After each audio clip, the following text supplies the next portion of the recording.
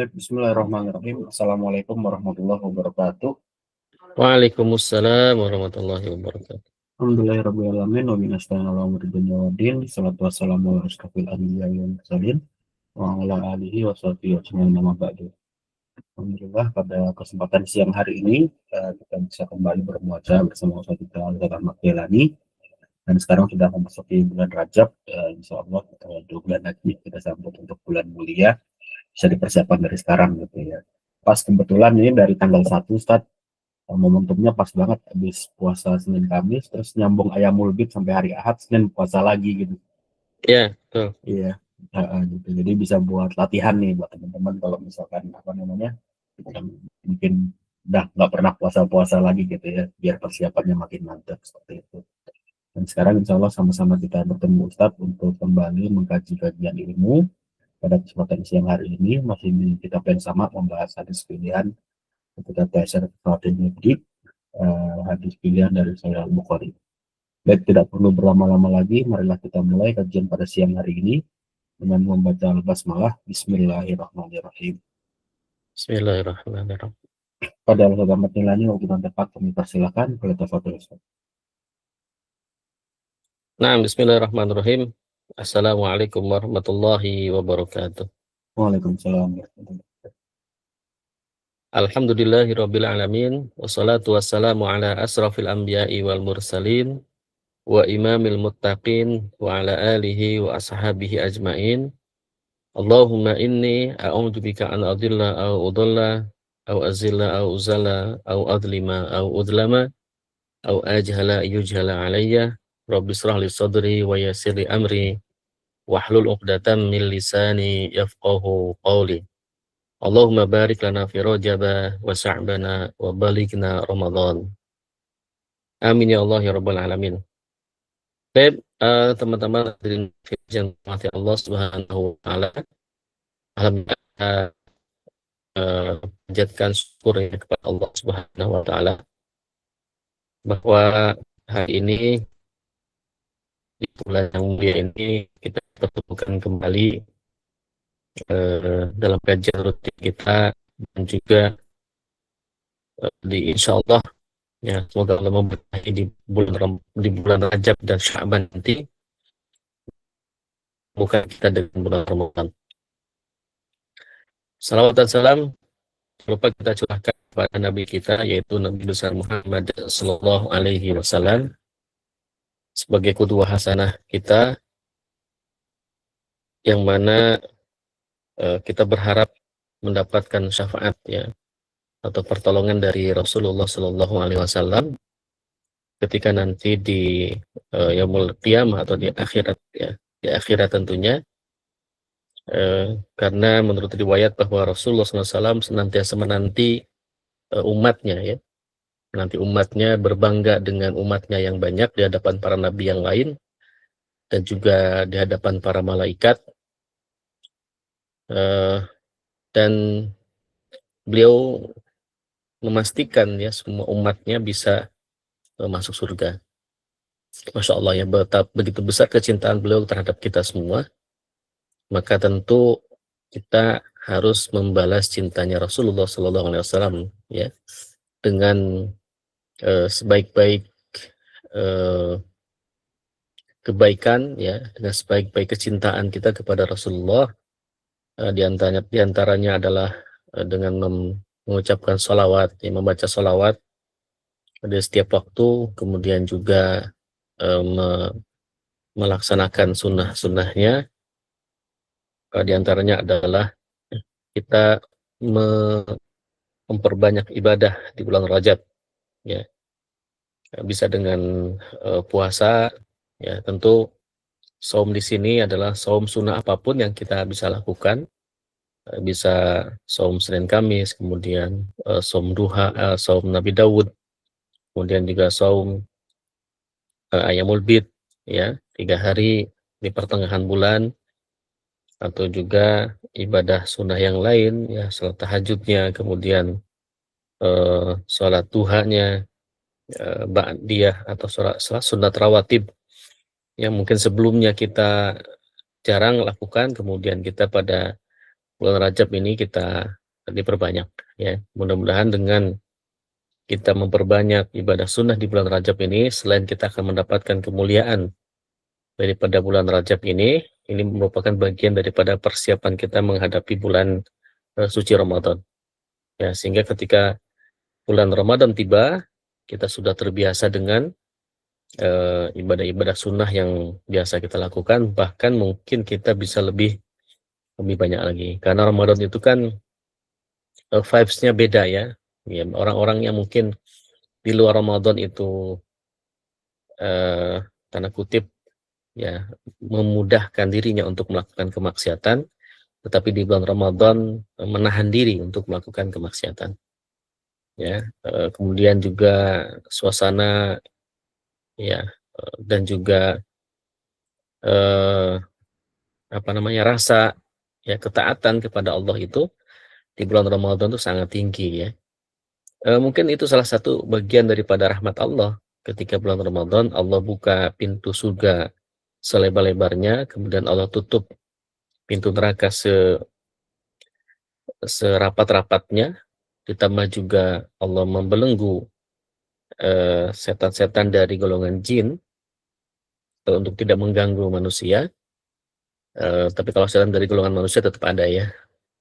Tapi ini mengurangi keinginan kita untuk melakukan kemaksiatan. Karena pintu-pintu hawa-hawa keburukan itu senantiasa Allah tutup, diganti dengan hawa surga ya, kebaikan. Maka vibes-nya kadang-kadang itu beda ya. Kita bisa merasakan sendiri ketika Ramadan tiba, vibes-nya itu beda sekali dengan bulan-bulan selain Ramadan. Yukhani wa akhwati rahimakumullah. Insyaallah pada hari ini kita akan lanjutkan kembali kajian hadis. Temanya tentang husnul khuluqihi ya, sallallahu alaihi wasallam. Jadi baiknya akhlak Nabi sallallahu alaihi wasallam. Ya, hadis ini diriwayatkan dari Bunda Aisyah, an Aisyata radhiyallahu anha. Annaha qalat ma khuyyira Rasulullah sallallahu alaihi wasallam baina amrayni illa akhadha aisarahuma ma lam yakun isma. Fa in kana isma atau fa in kana isman kana ab'adan nasi minhu wa man taqama Rasulullah sallallahu alaihi wasallam li nafsihi illa an tuntahaka hurmatullahi fayantaqima lillahi biha. Hadis riwayat Imam Bukhari.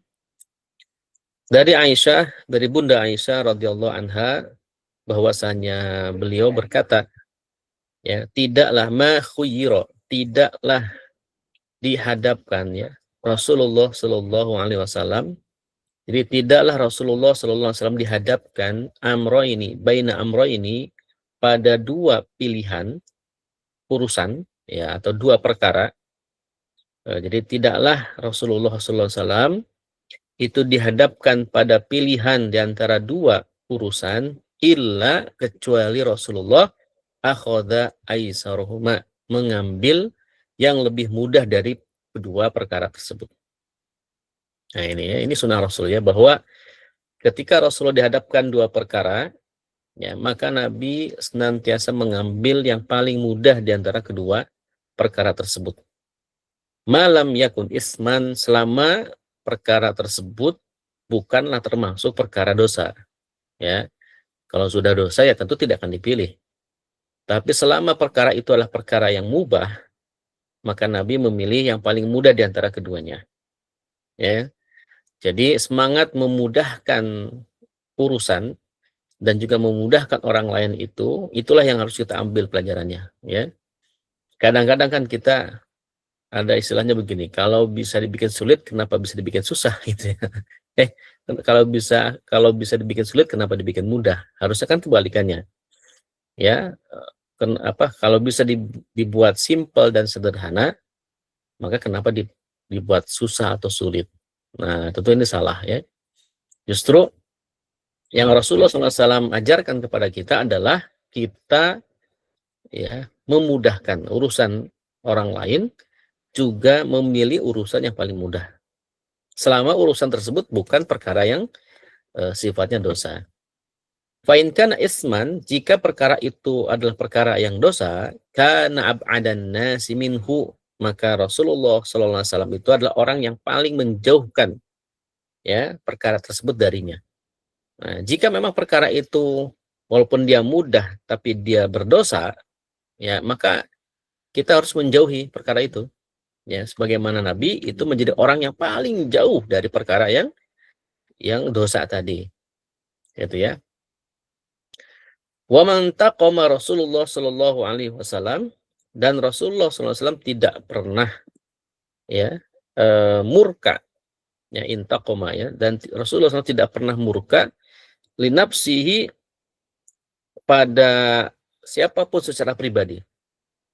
Ya, jadi Rasulullah SAW tidak pernah murka ya secara pribadi kepada siapapun.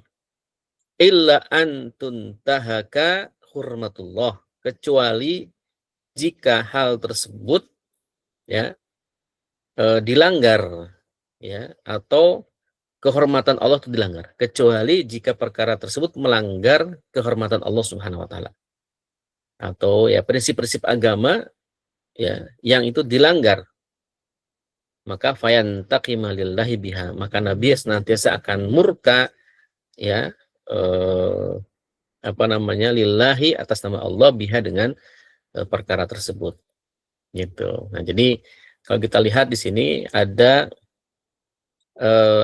tiga hal yang bisa kita ambil pelajaran. Yang pertama adalah baina ma khuyyira Rasulullah SAW baina amrayni illa akhadha aisaruhuma malam yakun isman, ya.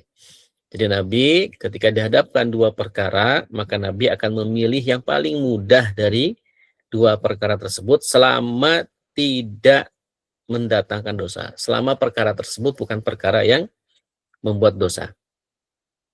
Yang kedua adalah jika perkara itu dosa, maka Nabi adalah orang yang paling menjauhkan diri dari perkara dosa tersebut. Ya, jadi orang yang paling menjauhkan diri dari perkara dosa. Yang ketiga adalah Nabi tidak pernah murka kepada siapapun atas dirinya. Jadi jika ada orang yang menghina Nabi, posisi Nabi sebagai seorang manusia, sebagai seorang pribadi, Nabi nggak pernah marah.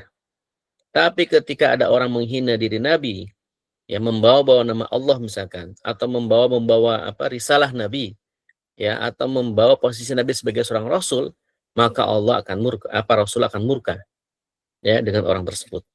Nah, jadi pelajarannya apa buat kita? Nanti kita simak ya penjelasannya di bawah ini ya. Penjelasan yang pertama adalah bayanu ma'na isma wa hal yajuzu nisbatuhu fi haqqin Nabi sallallahu alaihi wasallam. Penjelasan makna dosa al-ism ya. Apakah boleh kemudian nisbahnya itu kepada Nabi, pada hak Nabi sallallahu alaihi wasallam. Nah, makna hadis Rasulullah, ma khuyyira Rasulullah sallallahu alaihi wasallam baina amrayni illa akhadha aisaruhuma, itu adalah perkara apa yuridu fi amri dunyahu. Nah, jadi itu adalah perkara dunia. Ya, jadi dalam perkara dunia, berarti kan perkara dunia itu adalah perkara yang sifatnya teknis, bukan perkara keagamaan. Ya, kalau perkara agama itu kan, ya kalau diserahkan, ya milih mana nih yang mudah apa yang susah, itu tuh orang akan memilih yang paling mudah. Itu kan. Nah, Nabi itu dalam perkara agama, apa yang Allah wajibkan, ya lakukan. Ya, apa yang Allah perintahkan, ya lakukan. Tidak melihat lagi apakah perkara itu perkara yang susah atau perkara yang mudah. Itu perkara agama ya. Misalkan jihad. Jihad itu kan perkara yang susah. Kan takut ikut jihad. Ya kan? Nah, atau misalkan tapi ketika ini diwajibkan kepada Rasulullah dan juga kepada para kaum muslimin, maka wajib itu wajib dilakukan. Kewajiban tersebut, yaitu jihad itu. Walaupun di pandangan manusia itu adalah perkara yang susah. Ya bagaimana menyiapkan, kemudian harus punya kapasitas, kemudian juga resikonya itu kematian gitu kan. Itu menurut pandangan manusia pasti akan dianggap sebagai sesuatu yang susah atau sulit. Ya. Nah, tapi dalam perkara itu Nabi tidak kemudian memilih tidak untuk berjihad, tetap berjihad kan begitu. Tetap melakukan futuhat, ya, tetap melakukan ekspansi dakwah ke seluruh Jazirah Arab sampai kemudian di akhir masanya beliau Jazirah Arab di bawah kekuasaan Islam. Nah, yang dimaksud dengan khuyiro di sini pilihan baina amroin, jadi dua perkara ini perkara dunia kedua-duanya. Nah, jika dihadapkan dua perkara dunia, gitu ya, maka Rasulullah memilih yang paling mudah, gitu ya, dari kedua urusan tersebut, ya. Nah, misalkan ya, malam yakut isman, ya, selama tidak ada dosa pada perkara dunia tersebut. Ya, fal ismu la yakunu fi umurin akhirah. Maka dosa tidak ada pada urusan akhirat, ya. Nah, fa in kana isman kana abadan nasi minhu wa dzalika katakhir bainal mujahadah fil ibadah wal iktisadi fiha. Fa inal mujahadata in kanat bihaitsu tajurru ilal halak la tajuz. Wa katakhyiri baina an yaftaha alaihi min kunuzil ardi ma yukhsha minal istighali bihi alla au illa yatafarragu li ibadah. Nah, ini ya. Jadi jika pada perkara tersebut ada dosa, maka Nabi adalah orang yang paling menjauhkan diri dari perkara dosa tersebut. Nah, contohnya apa? Di sini diberikan contoh. Misalkan memilih antara mujahadah fil ibadah, ya, bersungguh-sungguh dalam ibadah, wal iqtisadu fiha, ya, dan eh, melakukan aktivitas, ya, padanya.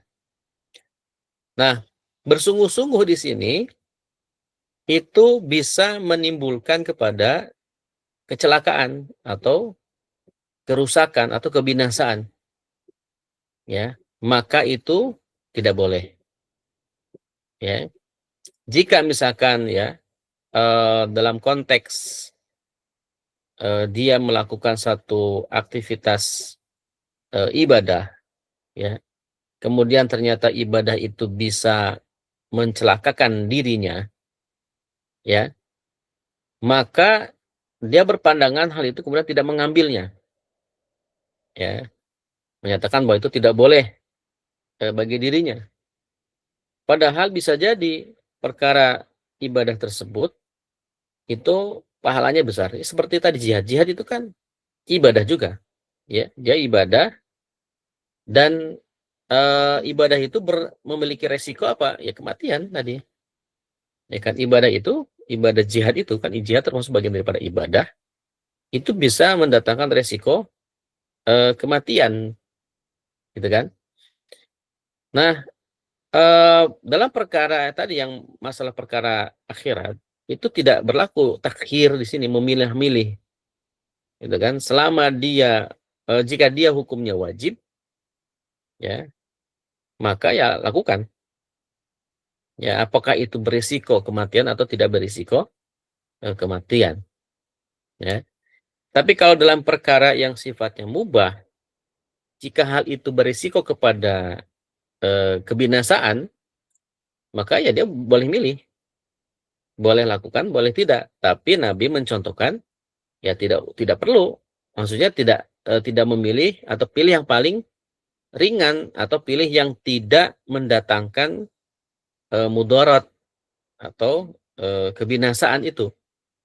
Ya, jika perkara mubah itu bisa mendatangkan kebinasaan, ya maka pilihlah perkara yang lain yang tidak mendatangkan kepada kemudaratan tadi,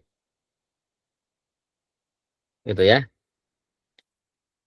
Nah, ini apa namanya? Kita harus pisahkan dulu berarti kan ada perkara yang urusan dunia, maksudnya teknis, ya, ada urusan yang sifatnya itu urusan akhirat atau urusan agama.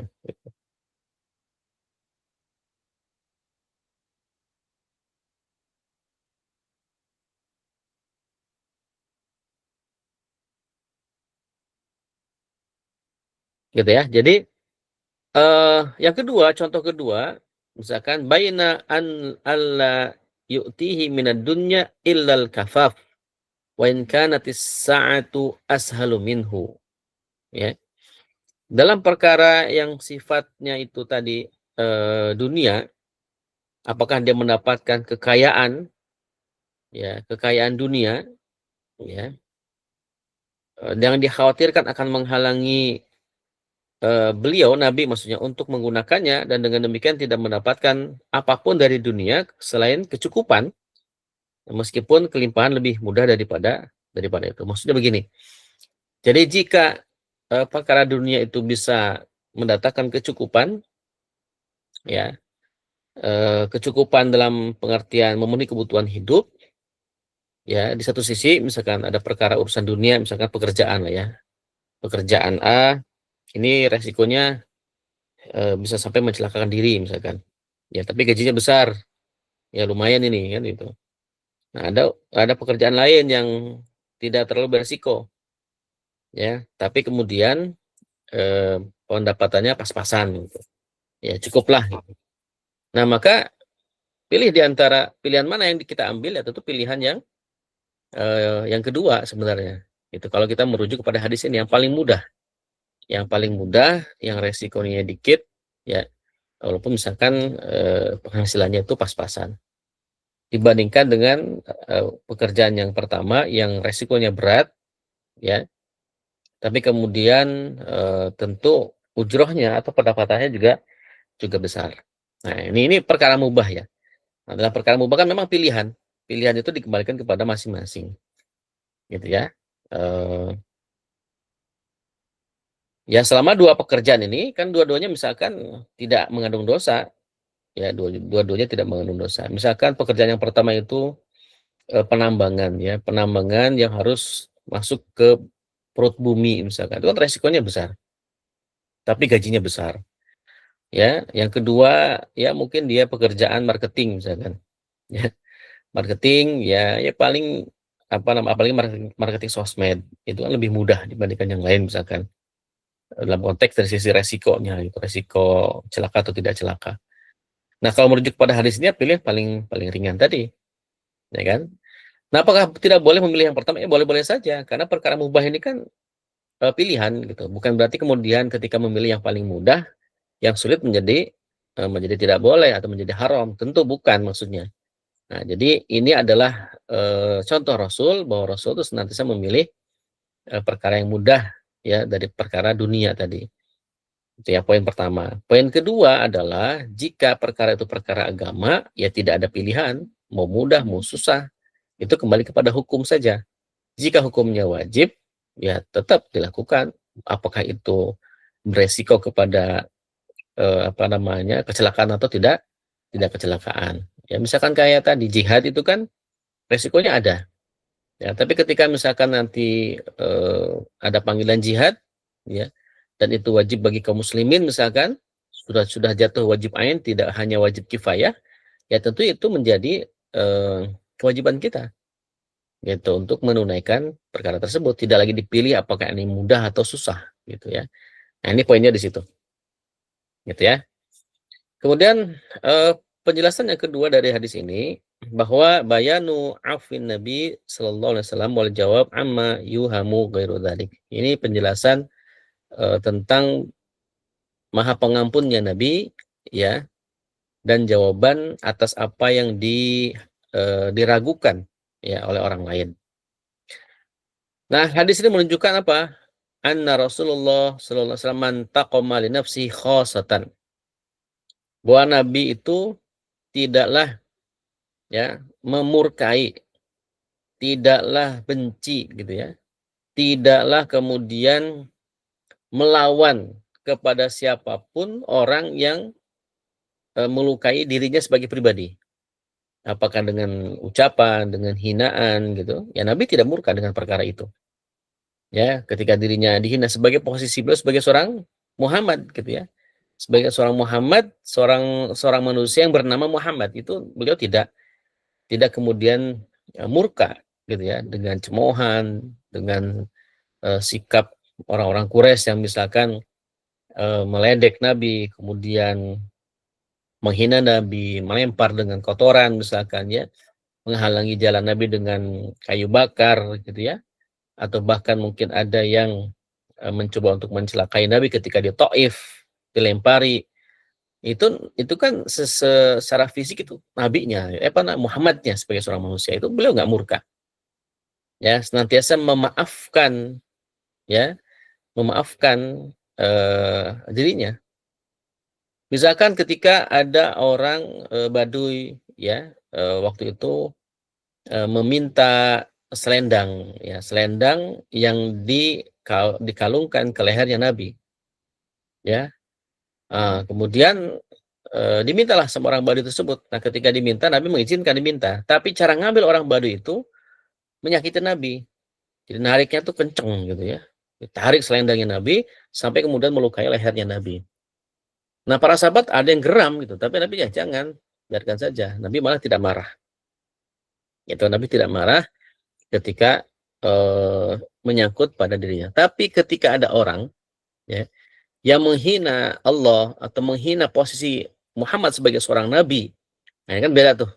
Ya, jadi posisi beliau sebagai seorang nabi ya, apalagi menghina risalah yang beliau bawa dari Allah Subhanahu wa taala, maka kemudian Rasul ya marah. Ya, marah, murka ya, bahkan mendoakan kecelakaan bagi orang yang melakukan penghinaan tersebut. Ya, misalkan ketika ada peristiwa para hufaz Quran ya, kemudian dibunuh ya oleh orang-orang kafir Quraisy, kemudian Nabi melaksanakan sholat, melakukan qunut nazilah sampai sekitar 40 hari. Dan di dalam qunut nazilah itu didoakan kecelakaan bagi orang-orang yang melakukan pembunuhan tersebut. Nah, ini berarti kan Nabi betul-betul murka, marah karena ada hal yang sifatnya itu perkara agama ya, yang dihinakan oleh orang-orang tersebut. Gitu. Ya. Nah, ini ya. Jadi ini sikap. Nah, bagi kita bagaimana? Nah, bagi kita adalah kita pun juga demikian gitu ya. Bagi urusan-urusan yang sifatnya mungkin perkara pribadi yang tidak nyangkut ya dengan agama, ya kalau kita mau siap atau kuat ya udah abaikan saja. Misalkan hinaan ya, cuitan di sosmed, perkataan di sosmed misalkan, ya abaikan saja.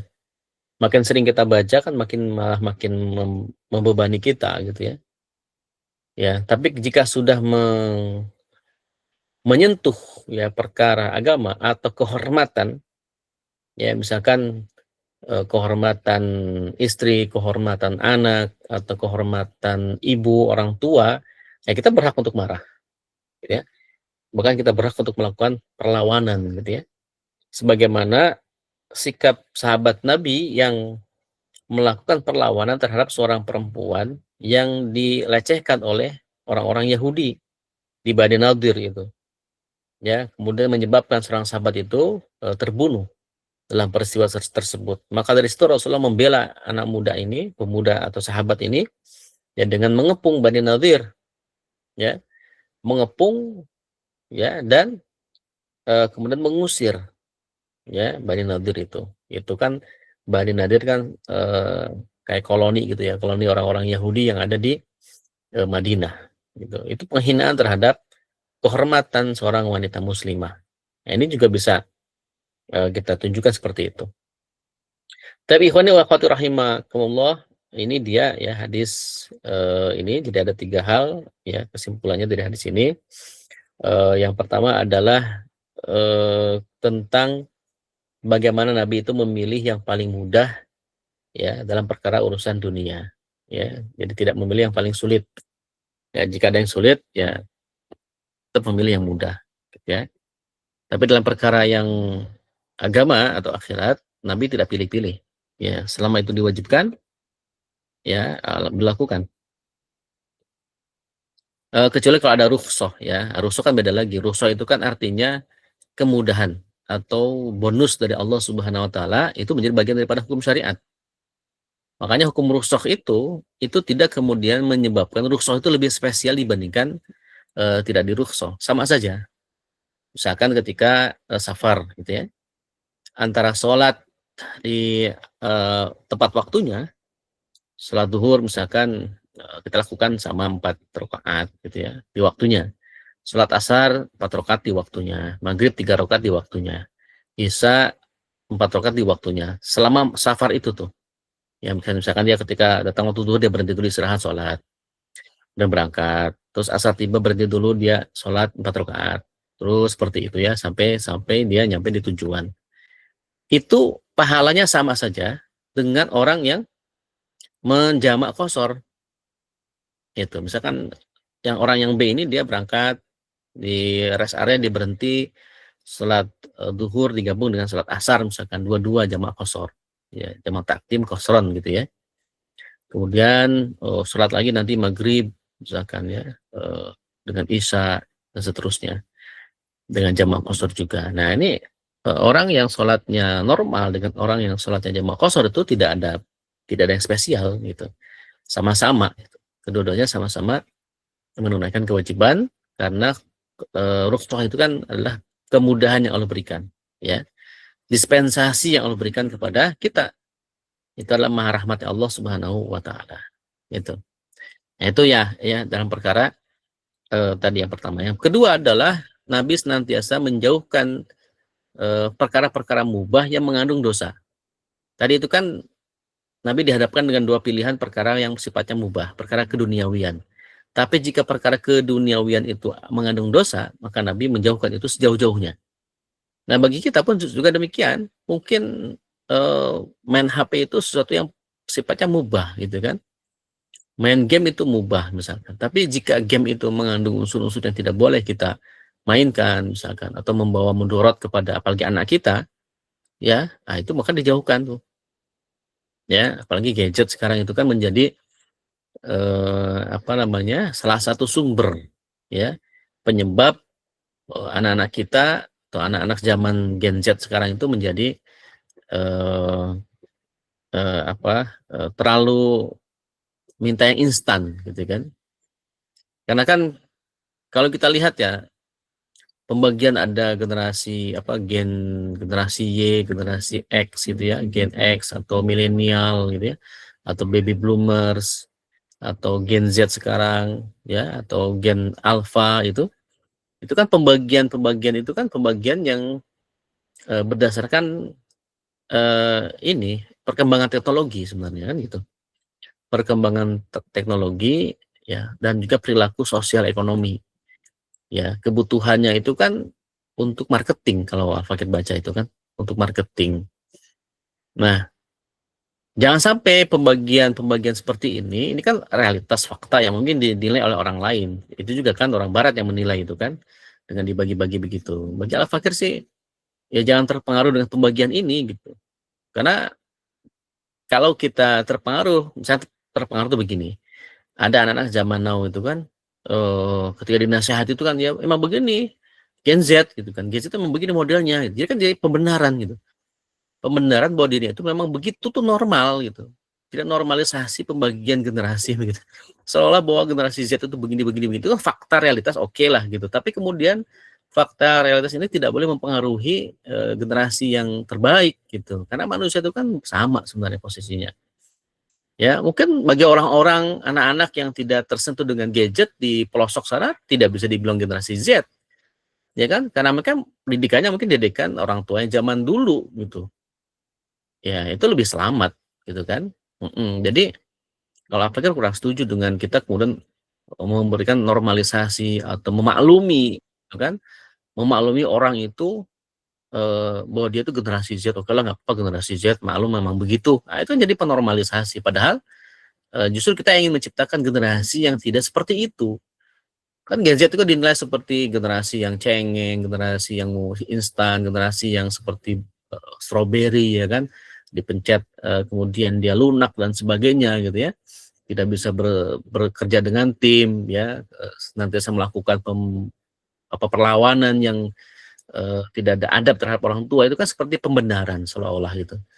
Bahwa itulah generasi Z. Makanya wajar kalau anak-anak seperti itu. Jangan juga gitu. Ya bagusnya kita membuat model yang generasi sebagaimana sahabat dibuat oleh Rasulullah, sebagaimana anak-anak para sahabat, sebagaimana murid-murid para ulama, bagaimana para ulama mencetak murid-muridnya sehingga menjadi ulama-ulama yang generasi-generasi yang bagus, generasi yang penakluk gitu kan.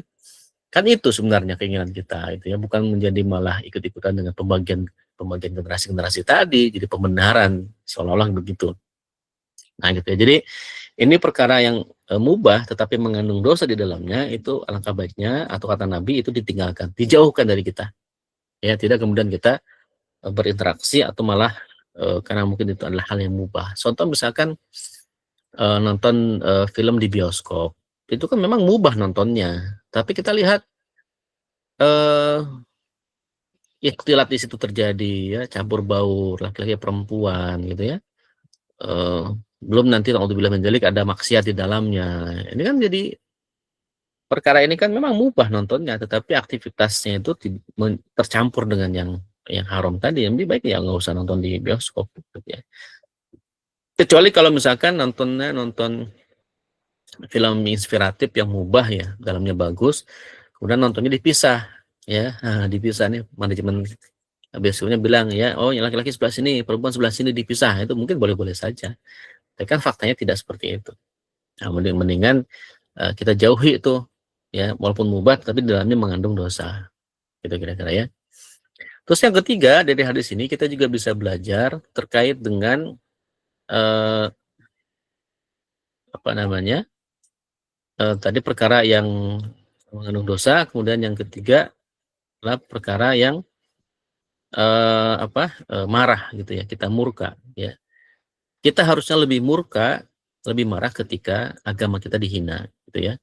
Ketika Allah dihina, ketika Nabi Muhammad itu dihina, itu yang lebih diutamakan. Nah, jika perkara itu sifatnya perkara pribadi yang sebenarnya tidak terlalu berefek kepada kita, ya kita abaikan saja, gitu ya. Kadang-kadang menanggapi orang yang julid itu kan capek sendiri gitu ya. Atau kita menanggapi omongan orang itu kan capek sendiri, gitu kan. Apakah di status atau di chat atau bagaimana gitu. Tapi kalau ketika sudah menyentuh kehormatan kita, kehormatan orang tua kita, kehormatan anak dan istri kita, itu boleh kita melakukan perlawanan, gitu ya. Apalagi jika menyentuh kehormatan Allah, kehormatan Rasulullah Shallallahu Alaihi Wasallam dan juga kehormatan hukum syariat Islam. Nah, ini bagian daripada keimanan kita. Ya, kita tidak boleh menjadi orang yang dayus. Dayus itu kan mengabaikan, cuek dengan penghinaan atau tidak diterapkannya Islam pada perkara yang kita hadapi, gitu ya. Nah, ikhwani wa akhwati rahimakumullah, ini adalah hadis yang pertama. Kemudian hadis yang kedua, ini berkaitan dengan birrul walidain. An Abi Hurairah radhiyallahu anhu qala jaa rajulun ila Rasulillah sallallahu alaihi wasallam faqala ya Rasulullah man ahaqqun nasi bi husni sahabati qala ummuka qala thumma man qala thumma ummuka qala thumma man qala thumma ummuka qala thumma man qala thumma abuka. Ya. Dari Abi Hurairah radhiyallahu anhu berkata Abu Hurairah, seseorang telah datang kepada Rasulullah Shallallahu Alaihi Wasallam, gitu ya. Kemudian Rasulullah SAW bersabda, kemudian orang tersebut berkata, ya maaf, ya Rasulullah, wahai Rasulullah, man ahakku, siapakah yang paling berhak? Siapakah orang yang paling berhak? Ya, bihusni sahabati, ya, siapakah orang yang paling berhak? Aku perlakukan dengan baik, ya, bihusni sahabati. Ya. Jadi musahibah, ya, musahibah itu artinya bergaul. Siapakah orang yang paling berhak, ya, mendapatkan perlakuan yang baik dari diriku? Maka apa kata Rasulullah? Qala ummuka, yaitu ibumu. Qala summa man, kemudian rajul itu bertanya lagi, kemudian siapa lagi? Qala summa ummuk, kemudian ibumu. Qala summa man, kemudian siapa lagi? Kata Nabi, qala summa ummuk, itu ibumu. Qala summa man, kemudian siapa lagi? Qala summa abuk. Ya, kemudian adalah ayahmu. Ya, ini apa namanya jawaban Nabi. Nah, ja'a rajulun, ada yang menyatakan bahwa rajulun di sini adalah bernama Muawiyah bin Haidatal Al-Qusairi radhiyallahu anhu, seorang sahabat Nabi yang bernama Muawiyah ibnu Haidah, ya. Eh, nah, apa maknanya? Nah, ini ada penjelasan yang menarik ya tentang sebab kenapa ibu itu diulang 3 kali. Ya, jadi Nabi itu mengulang-ulang ibu, ummaman, summa ummuk, summa ummuk sampai 3 kali. Itu adalah sebagai isyaratan, ya, sebagai isyarat, ya, ila annaha tastahiqu ala waladiha an-nasib al-awfar minal bir. Ya, itu adalah isyarat bahwa Nabi itu, bahwa ibu itu adalah yang berhak, ya, berhak untuk mendapatkan kebaikan atau perlakuan yang paling baik. Ya, sampai disebut 3 kali. Kenapa? Nah, menurut Ibnul Battal, Al-Imamu Ibnu Battal, an yakuna laha salasatu amsal, karena ibu itu menjadi mendapatkan tiga sebutan itu karena ibu itu mendapatkan 3 hal yang tidak didapatkan oleh ayah. Ya. Yang pertama apa? Lisu'ubatil haml. Bahwa ibu itu akan merasakan susahnya mengandung. Ya, ini kan tidak dirasakan sama ayah. Ya, maka sebutan yang pertama ummuk itu adalah karena ibu itu mengalami susahnya, beratnya ketika mengandung. Ya, apalagi kalau mengandungnya itu kembar misalkan, kembar 2, kembar 3, oh Masya Allah, subhanallah berat sekali itu bawahnya. Susah tidur, ya kan? Miring, nggak enak, miring kanan nggak enak, miring kiri nggak enak gitu kan. Telentang berat, ya, tengkurap ya bisa pecah gitu kan. Tengkurap nggak bisa lurus.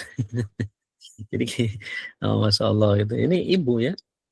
Itu karena beratnya mengandung kemudian yang berhak mendapatkan ucapan yang pertama itu umuk. Kemudian yang kedua summa umuk juga. Kenapa? Karena summa al-wadu'. Ya, karena ibu itu juga mendapatkan mengalami yang namanya melahirkan. Ya, melahirkan itu kan juga resikonya berat. Ya, sakit, pendarahan, ya, kemudian juga lemas gitu, juga pusing, apalagi ketika misalkan bayinya susah keluar. Wah, itu betapa dia itu harus menahan rasa sakit berjam-jam, ya. Panas, ya, AC nyala tapi tetap kerasa panas, itu Masya Allah, gitu. Subhanallah, itu perjuangan seorang ibu ketika mau melahirkan, gitu. Ini tidak dialami oleh ayah, ya, ayah tidak mengalami itu. Gitu. Nah, maka disebutlah summa ummuk. Kemudian yang ketiga adalah summa ar-radha', yaitu ketika ibu menyusui. Ya, ya, ayah tidak bisa menyusui, tapi ibu itu menyusui. Ya, menyusui itu kan berarti kan harus memastikan ibu itu mendapatkan nutrisi yang baik. Ya, nutrisi yang baik, kemudian suasana hatinya senang. Ya, itu akan berefek kepada bayi yang disusui itu. Itu, jika misalkan nutrisinya kurang, ya, makanannya tidak cukup, istirahatnya tidak cukup, tentu akan mengurangi kualitas dan kuantitas ASI yang dibutuhkan oleh bayi. Ya, bayi ASInya bagus misalkan, bayinya nanti wah rewel, nangis, harus nyusuin lagi. Malam-malam ketika tidur bangun menyusui, ya, sampai semalam itu tidurnya sebentar, ya, karena bayinya nangis ingin menyusui. Ini tentu kesusahan tersendiri ya bagi seorang ibu. Maka wajar kemudian kata Ibnu Battal itu wajar jika ibu disebutkan 3 kali oleh Nabi Shallallahu Alaihi Wasallam karena 3 hal tadi, karena beratnya tadi, sulitnya hamil, kemudian juga sulitnya melahirkan, kemudian sulitnya ketika menyusui, dan itu tidak tidak didapatkan oleh ayah atau tidak dialami oleh ayah, gitu, yaitu kelebihan seorang ibu dibandingkan yang lainnya, sehingga seorang ibu disebutkan 3 kali orang yang paling berhak mendapatkan perlakuan baik dari anaknya. Nah, kemudian apa maksud bihusni sahabati lil walidain? Ya. Jadi husnul sahabati ini atau ta'atu amirihima. Nah, jadi sebaik-baik perlakuan kita kepada orang tua, ya, umuk atau ibu atau juga ayah, itu adalah taat kepada perintah-perintah keduanya. Selama perintah itu tidak menyelisihi syariat, gitu ya. Maka seorang anak wajib taat kepada orang tuanya dan tidak boleh membantahnya, bahkan dengan ucapan yang atau sikap penolakan. Misalkan Allah juga sudah berfirman, ya, wala taqul lauma uffin wala tanharhuma, ya. Jadi janganlah kita mau orang apakah mau mengatakan atau cih atau atau apapun itu isyarat yang menunjukkan kita menolak perintah orang tua, ya. Nah, ini termasuk bagian daripada dosa. Itu disebut dengan bihusni sahabat. Yang pertama itu taat awamirihima. Jadi kita harus taat kepada perintah kedua orang tua. Yang kedua adalah wal biru bihima, berbuat baik kepada keduanya. Berbuat baik itu misalkan jika sudah berkeluarga sering berkunjung gitu ya, atau sering menghubungi misalkan, atau sering mendoakan gitu ya, mendoakan kepada kedua orang tuanya dalam setiap doa-doa setelah sholat misalkan, itu merupakan bagian daripada albir atau membantu pekerjaannya, ya. Ketika pulang ke kampung misalkan, ya, bantu masak, bantu nyuci, bantu bersihin, macam-macam, ya. Wal ihsanu ilaihima, yang ketiga adalah berbuat baik kepada keduanya, ya. Walau kanal abawani kafirain, walaupun misalkan kedua orang tua itu kafir. Nah, ini Masya Allah Islam itu, ya. Walaupun misalkan kedua orang tuanya kafir, ayahnya kafir, ibunya kafir, maka tetap perintah berbuat baik kepada kedua orang tua berlaku bagi si anak yang muslim. Itu, Masya Allah. Ya. Illa an ya'mura bimaksiatillah, kecuali jika keduanya itu memerintahkan berbuat maksiat kepada Allah. Nah, ini tidak boleh. Atau wada'alahuma, atau mengajak atau mendoakan keduanya.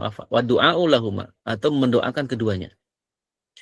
Wa ikramu sadiqatiha, atau wa ikramu sadiqihima, ya, memuliakan teman-temannya.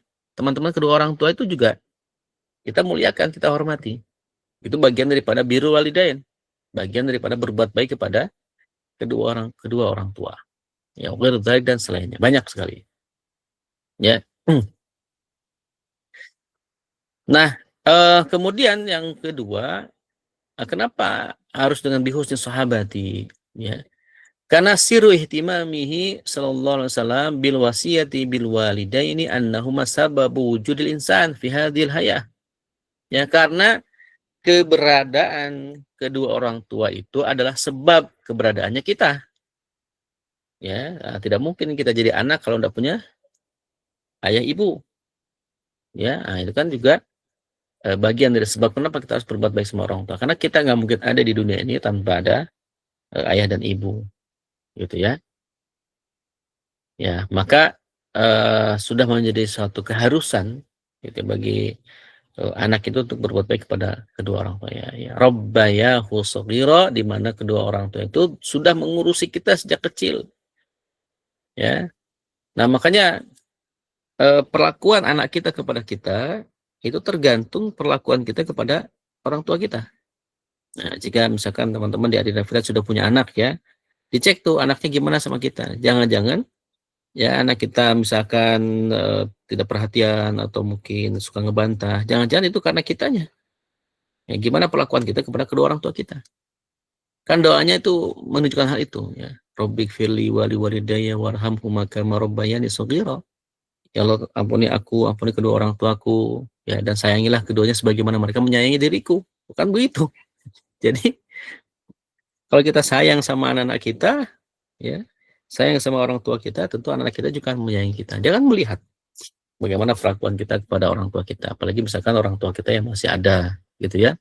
Kita pulang kampung, ya, tentu anak-anak kita nih melihat bagaimana perhatian kita, bagaimana birrul walidainnya kita kepada orang tua kita, itu akan dilihat, itu dicontoh betul. Nah, jadi kalau kita baik sama orang tua kita, tentu anak-anak kita pun akan baik sama kita. Ya, jangan sampai kita maksa anak kita berbuat baik sama kita, tapi kita lupa. Kita pun ternyata tidak berbuat baik sama kedua orang tua kita. Nah, gitu ya. Jadi karena anak itu kan lebih cepat meniru ya daripada mendengarkan nasihat. Gitu. Ya. Maka kemudian waqama ala riayatihi kabiron, dan ketika sudah besar pun orang tua itu ia akan tegak gitu untuk mengurusi kita. Ya, waktu kecil diurusi, waktu besar pun juga diurusi. Ya, masuk sekolah diurusin misalkan ya, ke kampus ya, didoain terus sama orang tua kita itu Masya Allah. Ya makanya ini eh, apa namanya, kita tuh betul-betul menjadikan anak itu sebagai aset ya, asetnya Allah yang dititipkan kepada kita untuk kita didik gitu ya, untuk kita didik.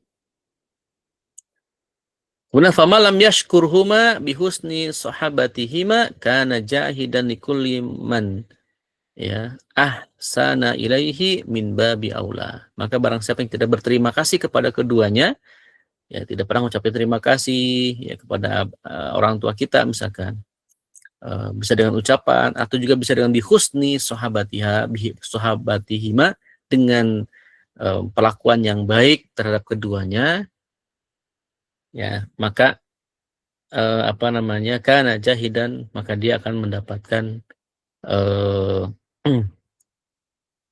apa namanya, setiap orang yang berbuat baik kepadanya gitu. Nah, jadi ini perkara ini sangat penting kita pahami ya, karena orang tua itu kan tidak ada istilahnya itu mantan orang tua, mantan bapak, mantan ibu tuh nggak ada. Ya, sampai kapanpun mereka adalah orang tua kita. Ya, maka kana jahidan, maka dia akan menjadi orang yang tak tahu terima kasih. Nah, gitu ya.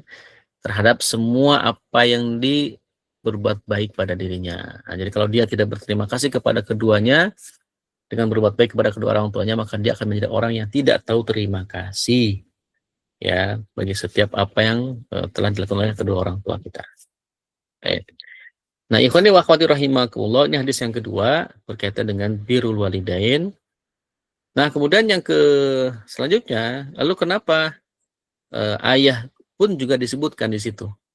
Ya, walaupun ibu itu disebutkan 3 kali, bukan berarti ayah juga tidak boleh tidak berbuat baik pada ke ayah itu.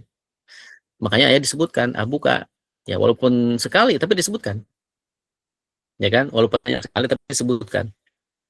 Itu menunjukkan apa? Menunjukkan berarti ayah pun juga tidak luput ya dari kita sebagai anak berbuat baik kepada ayah. Ya, makanya kasus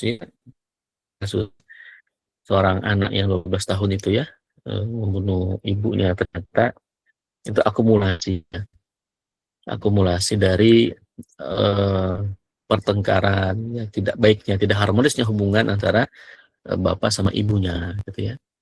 Itu bertahun-tahun mungkin ya, dari sejak kecil sampai kemudian besar ya, terakumulasi macam-macam, mungkin dengan tontonan game ya, atau tontonan film-film horor, film-film cerita-cerita yang ada pembunuhannya, ini terinspirasi. Makanya memang ya, menurut para psikolog itu penyakit anak-anak zaman sekarang itu HP itu. Makanya kita harus betul-betul memperhatikan ya anak-anak itu, ya bukan karena misalkan karena sayang kemudian kita ngasih HP itu karena sayang. Salah, justru kita ngasih HP sama anak yang belum waktunya dia pegang HP, itu bukan sayang, itu namanya itu menjerumuskan. Ya, itu menjerumuskan. Ya, karena kita kan tidak bisa ngontrol sekarang. Walaupun kita ngontrol dengan metode dengan pengaturan kids only misalkan, ya tetap aja pasti orang-orang tuh kan nyasar itu. Nyasar anak-anak itu tuh bisa main game Roblox lah atau ML atau PUBG itu kan game-game yang penuh dengan kekerasan gitu ya. Apalagi Roblox, walaupun kotak-kotak tapi di dalamnya ada aktivitas yang tidak layak untuk dilihat oleh anak-anak. Jadi jangan sampai kita hanya sayang itu dijawantahkan dengan hanya memberi HP. Malah kalau bisa jangan dikasih HP dulu sebelum waktunya tiba. Ya, lebih baik kita bermain sama mereka, sama anak-anak kita, sentuhan fisiknya lebih diperbanyak gitu ya. Nah, itu lebih bagus daripada kita nggak mau risih, ya udah main HP aja lah. Daripada gangguin abi umi misalkan, gangguin ayah sama ibu, bunda misalkan jangan ya. Itu aset kita ya. Nanti kita akan rasakan kalau sudah besar bagaimana sikap dia terhadap kita. Ya. Baik, ikhwani wa akhwati rahimakumullah. Apa yang bisa diambil dari hadis ini? Yang pertama adalah al-hissu ala birril walidain wal qiyamu bi huquqiha wa bi khassatil Ya, dorongan untuk berbuat baik kepada kedua orang tua dan melakukan menunaikan hak-hak kedua orang tua kita dan juga khususnya adalah ibu. Ya, khususnya adalah ibu. Nah, idza kathurat al-huquq rutibat fil adai ala hasbi ahammiyatiha. Jika banyak hak-hak yang harus ditunaikan pada orang tua kita, maka kita menyusun, mengurutkan ya, mana yang perlu kita lakukan lebih awal, mana yang kita lakukan lebih utama, yang lebih penting daripada yang lain. Nah, alal muslim an yas'ala ahla dzikri amma la ya'lamu. Ya, bagi seorang muslim wajib bertanya kepada ahli ilmu jika dia tidak tahu. Li yu'addi haqqallahi wa haqqa ibadihi. Untuk menunaikan hak Allah dan hak hambanya Allah.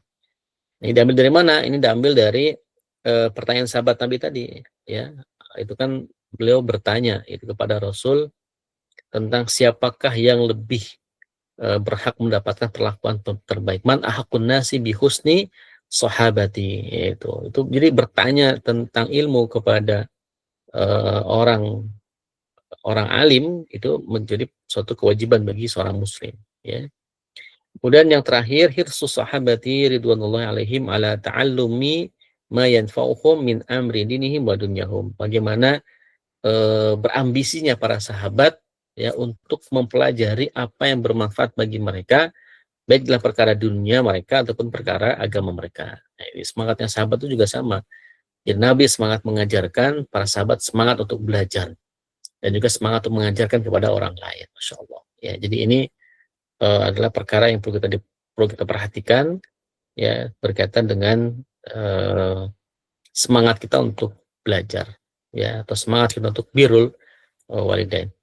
Tapi mungkin cukup ya 2 hadis, insyaallah mudah-mudahan bermanfaat khususnya buat Al-Fakir sendiri, umumnya buat teman-teman Adib Village.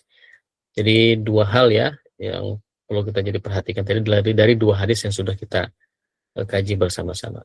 Nah, tafadhol, mungkin jika ada yang mau ditanyakan silakan. Baik, terima kasih Ustadz atas pemaparan materi pada kesempatan siang hari ini. Ya, sekarang sudah sampai kita jawab. Silakan teman-teman jika ada yang pertanyaan bisa ketik di kolom chat atau open mic.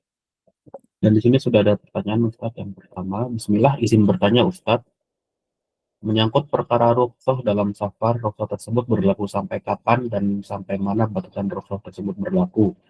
Apakah sampai orang yang bersafar tersebut sampai di kotanya kembali atau sampai yang bersafar sampai di tempat tinggalnya? Ya. Jadi memang ada sebagian kaum muslimin yang memahami yang dimaksud dengan safar itu adalah berjalan gitu ya. Maksudnya berjalan dalam prosesnya lagi dalam kendaraan, belum nyampe ke tempat tujuan. Nah, sehingga rukhsah itu berlaku ketika dalam perjalanan. Ketika sudah sampai ke tujuan, maka rukhsah itu tidak berlaku. Tapi yang Al-Fakir fahami dan yang Al-Fakir adopsi adalah selama perjalanan itu rukhsah itu berlaku ketika dalam perjalanan ataupun ketika sudah sampai di tujuan. Ya, karena tempat tujuan kita itu bukan tempat kita. Itu kan musafir itu kan lawannya mukim. Ya, musafir itu kan orang yang sedang melakukan perjalanan. Kalau mukim itu kan orang yang tinggal di situ. Nah, kita tinggalnya kan bukan di sana. Misalkan saya berangkat dari Bogor ke Ciamis misalkan. Ya, walaupun sama-sama rumpun Sunda misalkan ya, tapi jaraknya sudah sangat ratusan kilometer. Kalau menurut Imam Syafi'i kan harus ada batas minimal ya, 85 km persegi itu baru bisa berlaku rukhsah jamak qasar misalkan gitu. Nah, itu jarak. Ya, jarak itu ya mau apakah ditempuh dengan cara cepat lewat pesawat, misalkan hanya 1 jam, atau ditempuh dengan cara yang lama lewat kendaraan pribadi, misalkan kendaraan umum, ya itu masalah rukhsah sholat di jamak qasar itu melihat ke jarak. Nah, lihatnya jarak, gitu ya. Nah, kapan rukhsah itu berlaku? Ya selama dalam perjalanan dan ketika sudah sampai di tempat tujuan. Karena tempat tujuan itu bukan mukim, bukan tempat tinggal kita. Maka kenapa kemudian para ulama membatasi kita tuh disebut musafir, itu ada yang mengatakan 3 hari, kalau Imam Syafi'i kan mengatakan 3 hari. Kalau sudah lebih dari 3 hari sudah bukan mukim lagi, sudah bukan musafir lagi, sudah berubah jadi mukim. Ada yang mengatakan juga 10 hari dan sebagainya.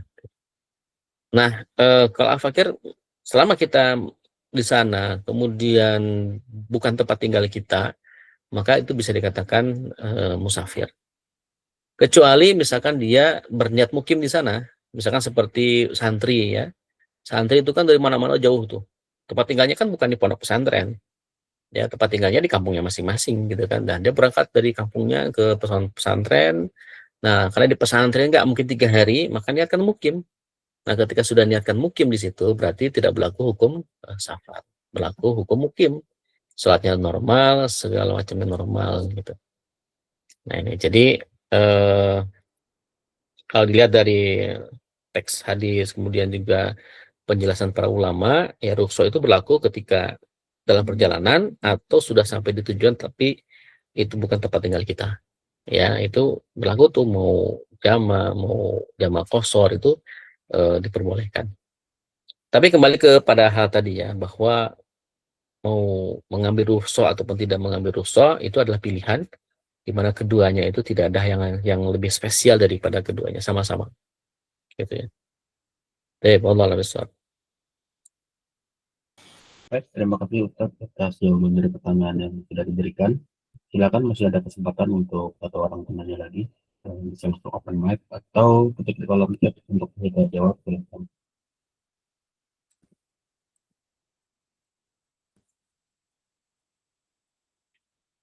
Sambil menunggu ini ada saran Ustaz, untuk selanjutnya untuk pengajian seperti ini. Itu kalau kita sharingnya apakah ada soft file-nya gitu Ustaz? Jadi nanti Ada? atau kalau misalkan ada, mungkin kita boleh di-share, jadi nanti teman-teman kantor ini siap dengan pegangan gitu Ustaz. Oh, boleh, boleh. Siap dengan pegangan Nanti ya. Jadi ini ya, sambil ngaji sambil lihat materi juga gitu Ustaz. ini ya contohnya nih. Ya, harusnya ditampilkan seperti ini gitu ya. Nampak nggak? Nah, itu tuh. Iya, kelihatan tuh. Nah, ini kitabnya. Ya, bagus juga sih, boleh. Sambil lihat. Kitabnya Arab Sambil Gundul. lihat. Kalau saya insya Allah masih bisa ngikutin. Ya, nggak apa-apa, Iya, boleh juga sih maksudnya nanti buat sambil belajar ya. maksudnya begini, Ustaz. Apa namanya? Biar biar nggak jiping aja, biar nggak ngajinya nguping aja gitu loh. Tapi Eh, kalau saya di masjid maupun yang di rumah ke rumah itu ya sudah seperti ini gitu loh. Apa namanya? siap, siap. Ada catatan masing-masing. Cuman ini kan kalau untuk teman-teman mungkin butuh yang terjemah. Versi terjemah belum ada, Ustaz ya? Nggak ada. Syaratnya Ya, nggak mungkin. apa-apa. Di-share aja Ustaz, nanti nggak apa-apa. Ya, ya, ya, Untuk beberapa teman-teman kan masih bisa bikin catatan-catatan, masih bisa ngikutin tuh. ya. Tuh. Nah, Ya, kan nanti saya soalnya, terjemahin. Insya Allah saya ya, terjemahin ya. iya, apa, Ya. nggak apa-apa. Mau ini kan di-share mungkin 2 halaman, 3 halaman tiap kali kajian kan Hmm. lumayan. Hmm. Itu aja. Kita terapin Siap. yang di kitab Ta'lim Muta'alim itu aja. Oh, Kalau bisa. Bisa kelahir saat jalani. nah, waalaikumsalam. Rafil. Ya, boleh nanti sholat mulai pekan depan kalau melanjutkan kitab ini, kita bisa bahas dengan ditampakkan seperti ini juga bagus ya. Biar belajar sambil belajar kosakata. Ini sebenarnya kalimatnya masih kalimat yang mudah ya. Kemudian nanti kan ada saran dari Ihsan kemarin tuh tema untuk jelang Ramadan itu ada tema khusus gitu ya. Ya boleh juga nanti coba kita coba polling ya, tema apa yang berkaitan dengan persiapan Ramadan gitu. Ya, baik insyaallah. Oke, baik, syukron Ustaz. Beberapa notnya nanti insya Allah saya minta tolong dikabari aja mungkin hari Kamis gitu saat biasanya saya reminder Ustadz gitu ini untuk materi kajian besok ini gitu nanti mungkin saya Baik, sebarkan ke grup kayak gitu. siap. Ya silakan untuk pertanyaannya apakah masih ada yang ingin ditanyakan, boleh berkaitan dengan materi ataupun tidak, kalau sudah jawab akan dijawab, kalau belum bisa nanti akan dibahas di grup seperti itu saja. Ya.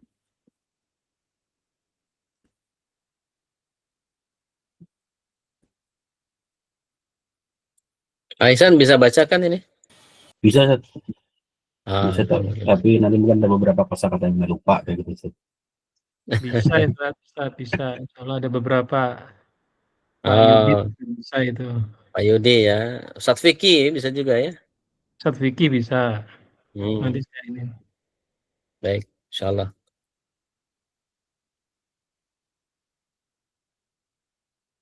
Kitab apa yang namanya tuh? Ini Taisir Fathul Mubdi. Taisir. Nah, Oh, Taisir ringkasan Fathul tadi. Mubdi. Iya, ringkasan dari hadis Sahih Bukhari. Hmm, Nah, jadi tapi bukan Sahih Bukhari-nya, tapi ada syarah Sahih Bukhari. Itu diringkas ya, ini. ya. Mm-mm. Taisir. Paham, Bang. Ya, jadi lebih mudah insya Allah. Dan dia modelnya itu kan ada, jadi termasuk yang sistematis nih. Dilihat dari sisi bahasa, misalkan tuh ma'ani al-mufradat, apa mana Hmm. khuyiro, ya kan, apa baina amro itu maksudnya apa, Oh iya, kan, oh iya. nah kan baina amro ini maksudnya min umurid dunya. Jadi kan saya jelasin bahwa dua perkara yang sifatnya urusan dunia bukan urusan akhirat. Ya itu.